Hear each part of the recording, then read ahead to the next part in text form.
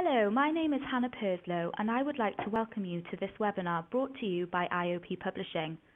Our speaker today is Dr. Simon Harris, a managing editor at IOP with more than 10 years' experience of journals publishing. Dr. Harris will be giving a 45-minute presentation all about how to get your research published. If you have any questions, please submit these via the Questions tab as we go along, and where possible, these will be answered at the end of the talk. We have also added a poll asking, have you published in a scientific journal before? It would be helpful if you could respond to this now. Thank you, and now over to Dr. Harris for the presentation. Thanks, Hannah. Hello, everyone. I do hope you can all hear me. So, I'm going to start today with a brief introduction to IOP Publishing and to the Institute of Physics. I'll tell you a bit about the journals we publish, with a particular emphasis on our open access titles and some new launches. I'll then answer the question, why publish at all, before giving some tips on how to choose the right journal for your work. The biggest section of my presentation is then about planning and writing your paper, which I'm sure can be quite a daunting task, especially if you haven't published before. And I can see from our instant poll that about 30% of you haven't published before. This will be followed by a review of the peer review process and what you can expect at each stage of the process, and then some do's and don'ts of publication ethics.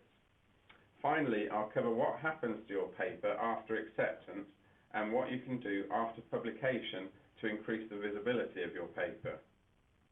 Please do send in any questions you may have as we go along, and then we'll try and get to them at the end. Okay, so starting with an introduction to IOP.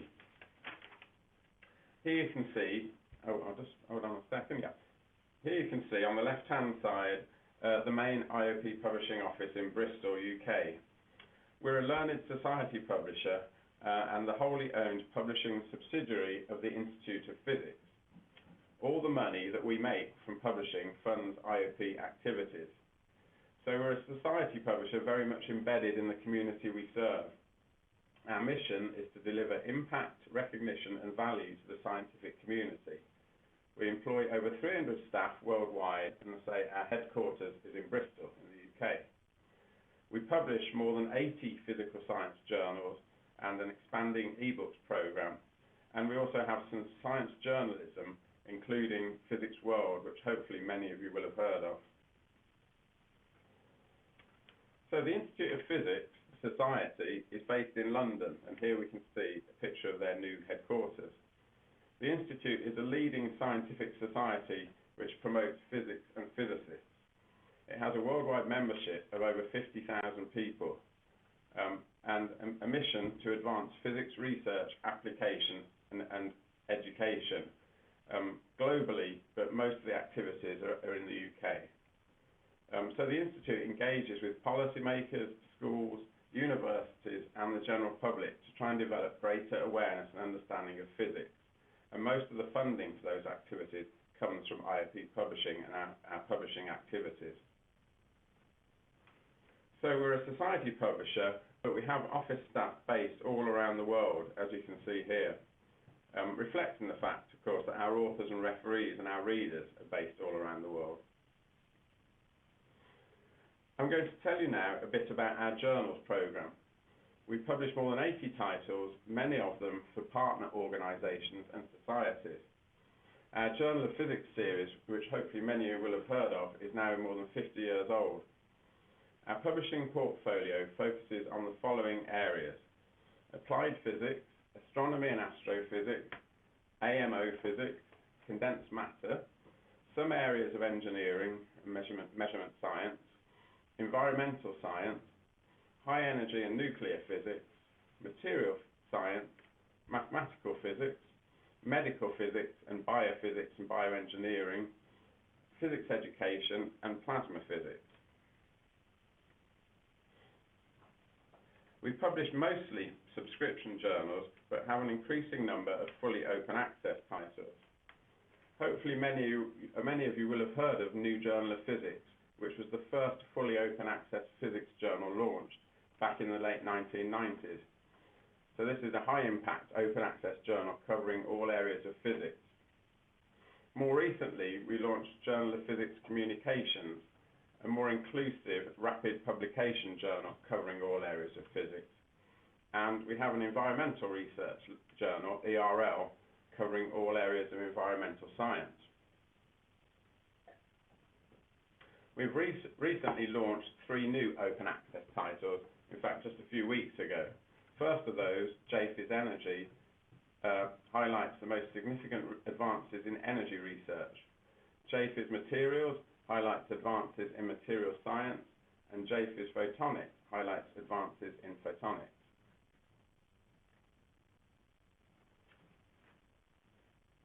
So, before we go on to talk about how to get published, I will attempt to answer the question, why publish at all? I think there are both altruistic and selfish reasons for doing so. So, from an altruistic point of view, you publish in order to share your knowledge and to take the field forward. Also, to validate your research. But from a more selfish point of view, publishing in a journal can really help with your career and your reputation. So the more papers you have published in high impact factor journals can really play a part in potentially you getting promoted. Publishing a paper in a peer-reviewed, reputable academic journal is really the universal way in which scientists communicate their research, and is really a fundamental part of the scientific process. So, moving on to choosing your journal. Before you start writing your paper, you should try to decide on the right journal for it. It's really not a decision to take lightly. You have to work with someone you trust, and I have to say that not all publishers can be trusted. There's some predatory publishers out there that you need to be careful of. There's many considerations that can affect your choice of journal. For example, the scope, the reputation of the journal, speed of publication, etc. I'll move on to that in a moment. The choice of journal affects how you put your paper together, so you should decide before you start writing your paper. IFP's mission is to make it as easy as possible for you to publish your work with us, and we hope that we have options to meet the needs of authors at every stage of their career. So what are the main considerations when choosing a journal? Well, I think first and foremost, the question is, do your peers in the field read the journal? Does the journal publish other similar papers? So you're looking for a journal that has the audience for you, that your peers are reading. You should also consider the scope of the journal. For example, is it a niche journal or is it broad scope?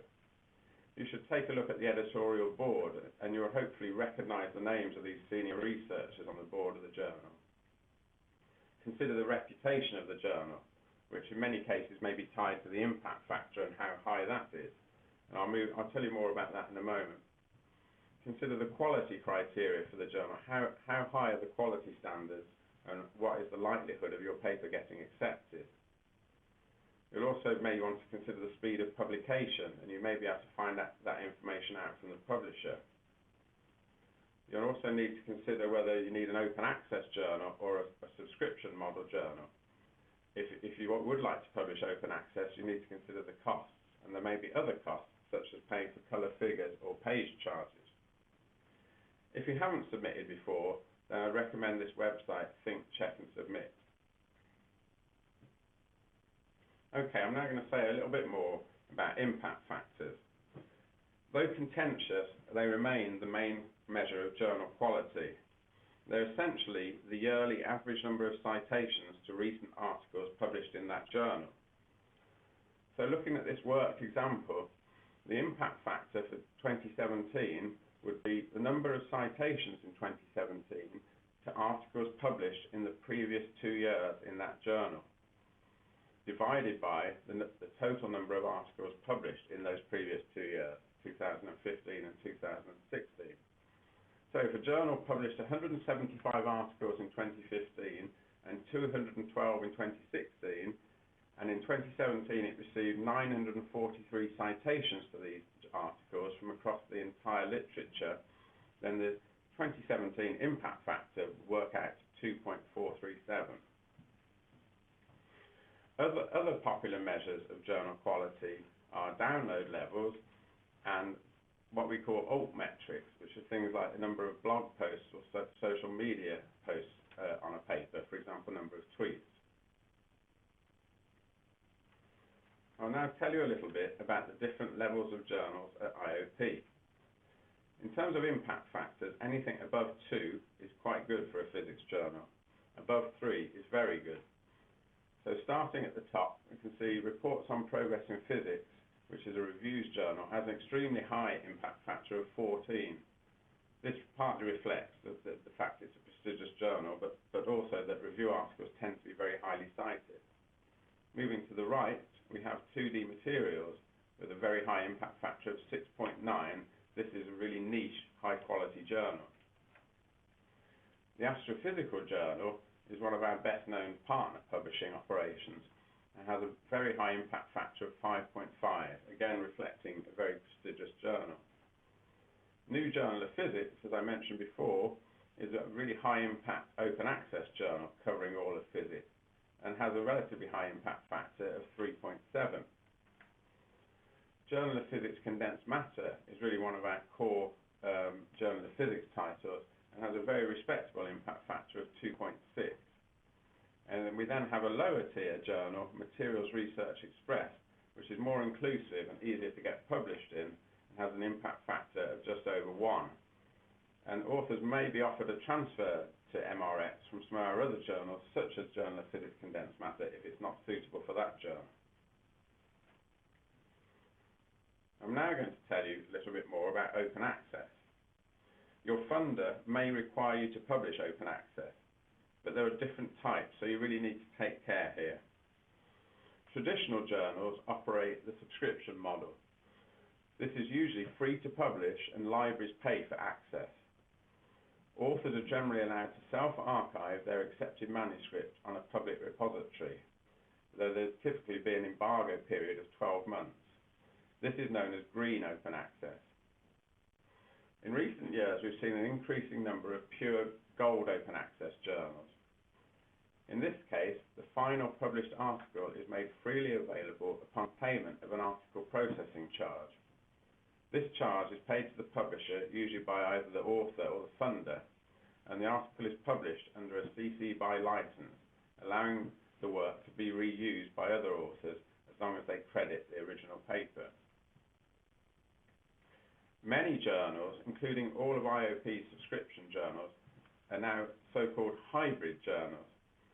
So they offer, in those journals, authors can pay for their article to appear fully open access in the subscription journal. Another consideration when you're submitting is how easy is it to submit to your chosen journal. IOP Publishing tries to be very flexible here. We aim to make the submission process as simple as possible for authors. There's no set submission format for your manuscript. You can format it how you want, and we do the typesetting ourselves. Any relevant supplementary data or video files are allowed, and you can upload a file direct from the archive. For new submissions, we only require you to submit a PDF file of your manuscript. Your text, Word and figure files are only required after the revision stage, and you can send them as zip files. Every journal has full information on its journal homepage, so please do look at this first. And it's really important that you check our general author guidelines, which can be found on publishing support. You can see the URL there. So this is what our author guidelines look like, and I think they give a really nice intuitive step-by-step guide to the publication process, covering everything from choosing the right journal, writing your article, right the way through to what happens after publication. Okay, that's all for choosing your journal. We now move on to planning and writing your paper, which is the biggest section of the talk.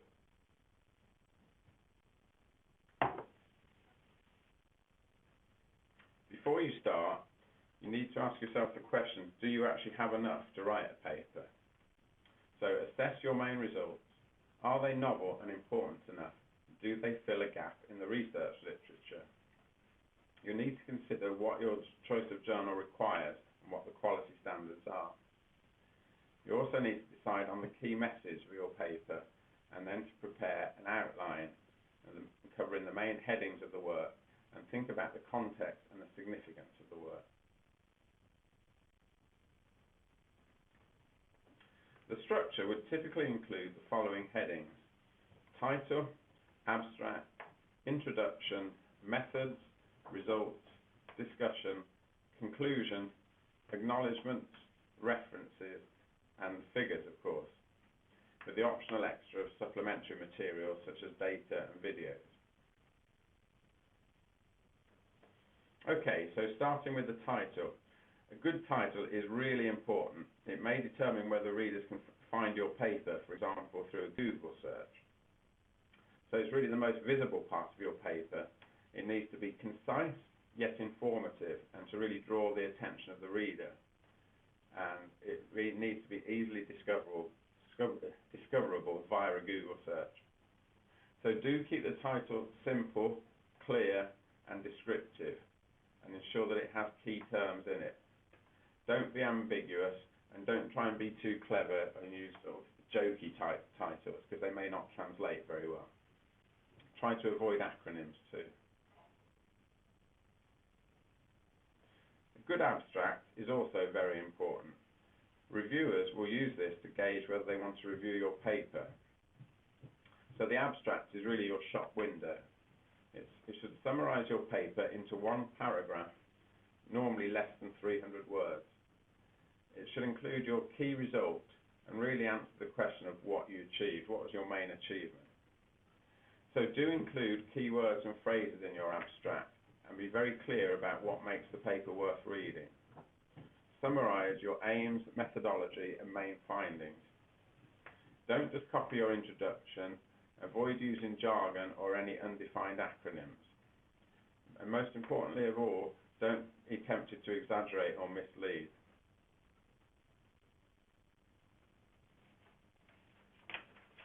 Moving on to the introduction and methods sections.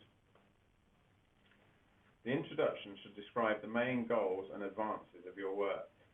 It should give an overview of the methods and set the work in the context of previous research. It's important to cite all the relevant references in your introduction.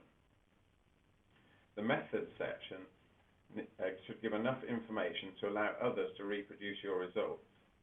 This is really important. It doesn't always happen, but it's really important that other researchers can try to reproduce your results. Next, we cover the results, discussion, and conclusion sections. Results section will contain your main results and should show the significance and impact of your results. You should compare the results with other published work and discuss the main implications and applications of them. Your conclusion needs to summarize your major points, highlight the novelty and significance of your work, and include any plans for future work. Finally, the acknowledgements and references. The acknowledgements must recognize the contribution of funders or any other assistance. It's really important to include that.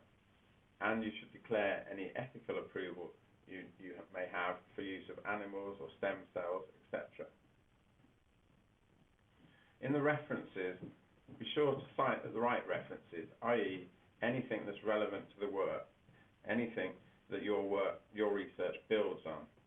This may include references to your own previous papers where relevant. It should include original works, both historical and recent. Follow the reference style of the journal, and if there isn't one, just be consistent. The figures are also a very important part of your paper. They're one of the first things a reader looks at, and in fact sometimes the only thing, so it's important to make them look good. They should be representative, clear, and well designed. It's important to use the caption to ensure figures are self-contained, so include key terms in the captions and try to avoid acronyms. Another useful tip is to consider how the figures could be used for post-publication. For example, for promotion, e.g. a journal cover image.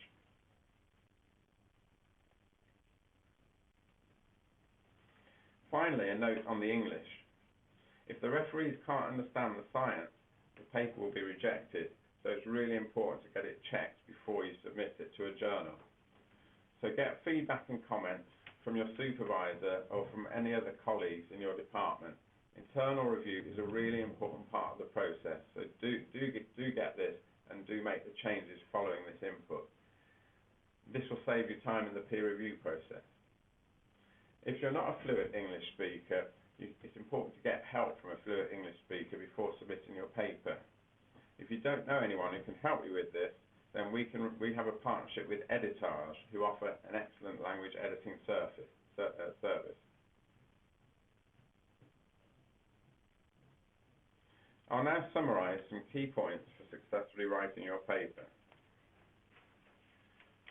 Please do the following. Check the literature for similar results in your field before you start writing your paper. Use references that show the context of your work and why it's new and significant. Decide whether you are writing for a specialist or a non-specialist audience. Either way, your paper must be easy for the audience to understand. Choose which journal you want to publish in before you start writing your paper. Spend a lot of time honing your title and abstract. This is what most people will see first, and it may be all they see. It may be what they judge your work on. Keep abbreviations or technical terms to a minimum and clearly define them at first use. Avoid speculation or exaggeration. Keep to the facts and clearly state your conclusions. Try to keep your writing clear and concise and use your own words. Allow plenty of time for rewriting. And once again, I would stress the importance of getting feedback from colleagues before submitting your article to a journal. Okay, that concludes the long section on writing your paper. I do hope you're all still with me. I will now take you through the peer review process. Firstly, what is peer review? Well, it's by no means a perfect system, but it is broadly supported by the academic community and is the best system that we have. Peer review is the process whereby experts in the field assess an academic paper before the decision is made whether or not it should be published. It's a really vital part of publishing, a critical filter for millions of research papers written every year. So as I say, although not perfect, it gives the scientific community and the public a reliable indicator on what to believe and what not to believe. It also gives authors really useful feedback that can help to improve a paper. And of course, it helps editors decide what to publish. Here's an overview of what the review process looks like. Starting on the left-hand side, a paper is submitted and it then undergoes an in-house assessment following some basic criteria to establish whether the paper is suitable for going out to referees. If so, it will then be sent to 2 or 3 reviewers who will recommend whether or not it should be accepted, rejected, or whether the authors need to make revisions before a decision can be made. If the authors are asked to revise, they'll then resubmit their paper and it will be sent back out to the referees, who will then decide whether the article is now acceptable or not. We'll now look at this in more detail, starting with the pre-refereeing stage. The IOP editorial team review all submissions first. We do some basic checks looking at the English language, the scope, the quality of the work, and the novelty. All papers are put through Authenticate, a plagiarism detection tool, so we are able to detect if the work has already been published before or large chunks of it have been published. If we're not sure about the suitability of a paper for peer review, we'll consult the journal's editorial board at this stage. If the paper is not suitable for further consideration, it may be rejected at this stage, or we may offer the authors a transfer to a more suitable journal. Otherwise, it will be sent to referees.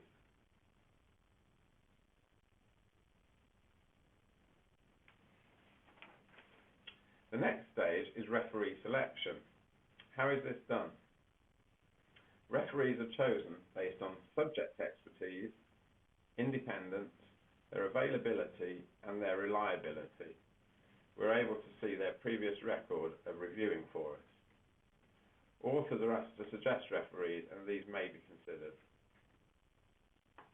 All of our journals, and in fact most journals in physics, operate single-blind peer review, whereby authors don't know who the referee is, although the referee knows who the author is. However, on our express titles, we now offer authors a double-blind option. Some people may prefer double-blind review, where the author is not known to the referee, as it may reduce bias. Once the referees have reported, we make a first decision. We normally require at least 2 referee reports. Sometimes, in fact quite often, the 2 referees aren't in agreement and an adjudicator is then consulted. Typically, the review process takes a month or 2, but it can take longer. IOP referees are asked to rate the scientific rigour, the novelty and the significance of a paper. Decision is then made by the IOP editorial team based on the referee's recommendations and on their reports. Immediate acceptance is unusual. We often ask authors for revisions based on the referee's comments and requests. You should note that the rejection rate can be quite high. It may be higher than 50% in high-quality journals. If the paper isn't rejected, you'll likely be asked for revisions. Being asked to revise is actually a great sign. It means the referees see merit in your work and it potentially fits in the journal. You should read each referee's report carefully and take some time before responding. Then respond to each and every comment specifically. Keep a list of all your changes and highlight them in the revised manuscript. If you disagree with a referee, clearly and politely explain why. So it's really important to be polite to referees. It doesn't really get you anywhere if you get frustrated with them. You should never ignore a comment. If you don't understand what a referee is asking, then raise a query with the editorial office. This is actually free advice you're getting, and it can really help to improve your paper, so it's a good idea to use it.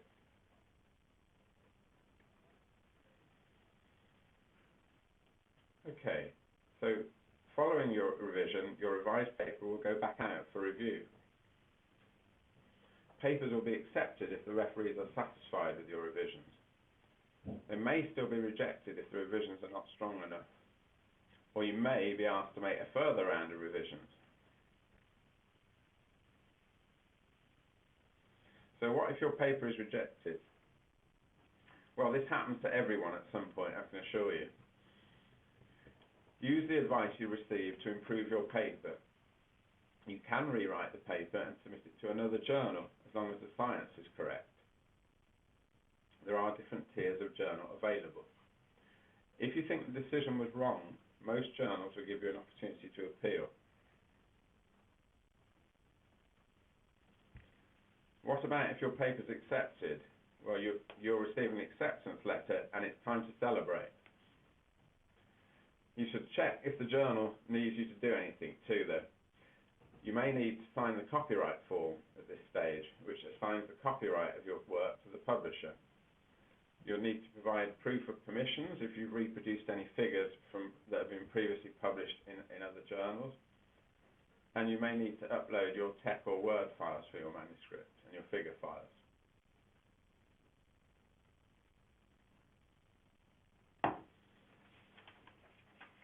Okay, that's all for the peer review process. Before I cover what happens after acceptance, I'm going to talk a bit about publication ethics. It's a really big issue in publishing, and I'm sure a lot of you will have heard some quite high-profile retraction cases. The most serious types of ethical misconduct are probably plagiarism and falsification or fabrication of data. Issues such as these usually do come to light sooner or later, and quite often sooner, as we routinely use Authentica, the plagiarism detection tool, on all submissions. IOP is a member of COPE, the Committee for Publication Ethics, which gives us advice on handling misconduct cases.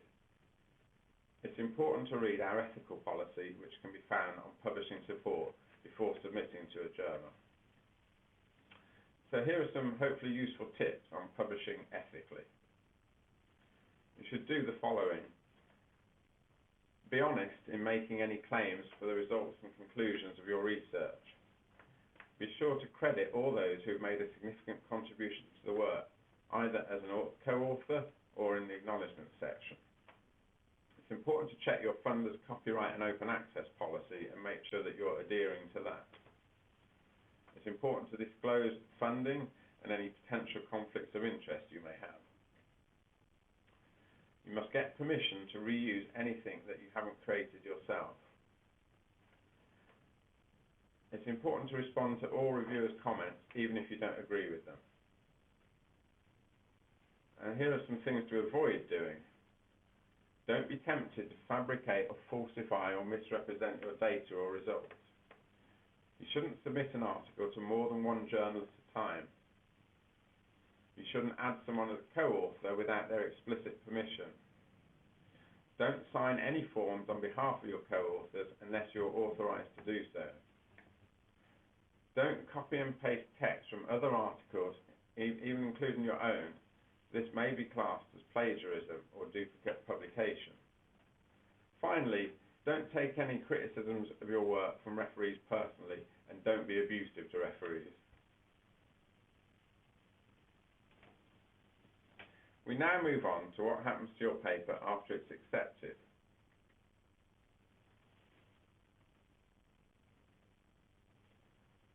Your accepted manuscript may be made available online within 24 hours of acceptance. This is a really great opportunity to get your work out there straight away, so I suggest you take advantage of this. It means you can promote your work to your peers as soon as it's accepted via email, social media, etc. And it's an early opportunity for your research to be cited.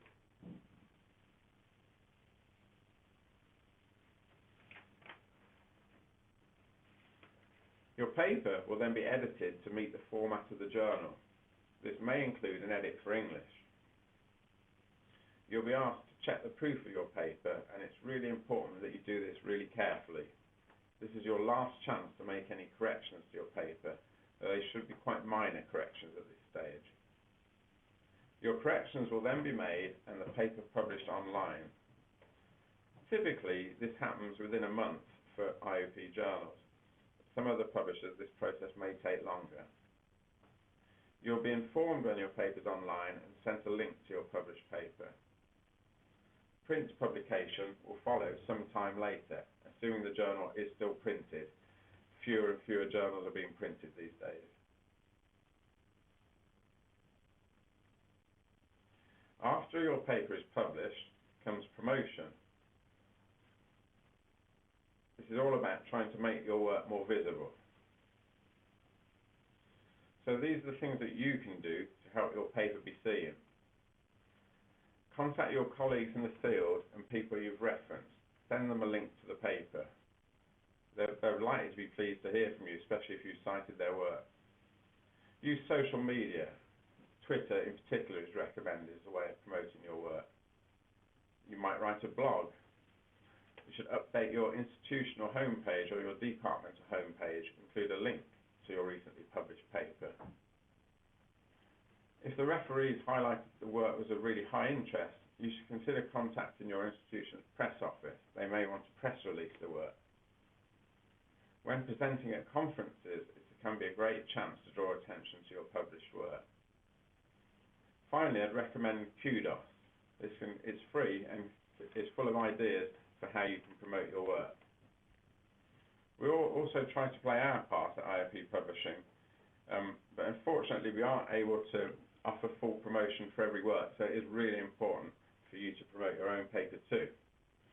Here's an example of some of the things at IOP that we may do to help your paper to be read and cited more.